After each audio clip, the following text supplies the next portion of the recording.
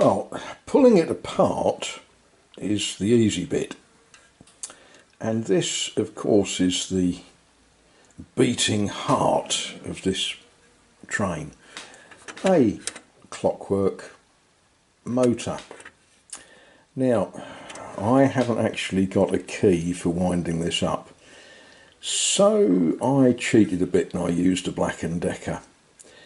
Nothing particularly wrong with the spring. There was some interesting creaky sort of noises coming from what we'll laughingly call the gearbox. And like all of these toys made to price, those gears, they are so skinny that, you know, how do they stand a chance of working?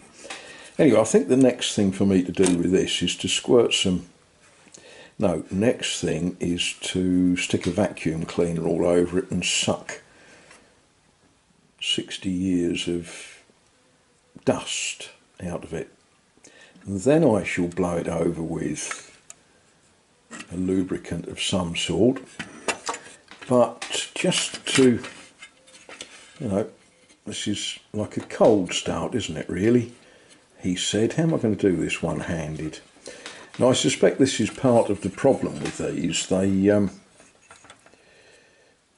all stiff, and stiff actions on a tin plate toy is not a good thing. Right, let's see. Oh, go on.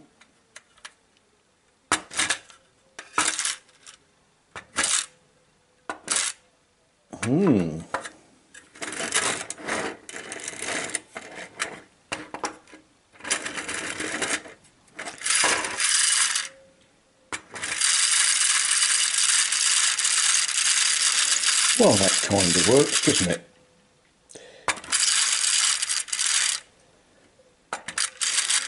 That will benefit from cleaning, I think. Well, I very quickly grabbed the nearest piece of track that I've got kicking about, and well, there's a thing.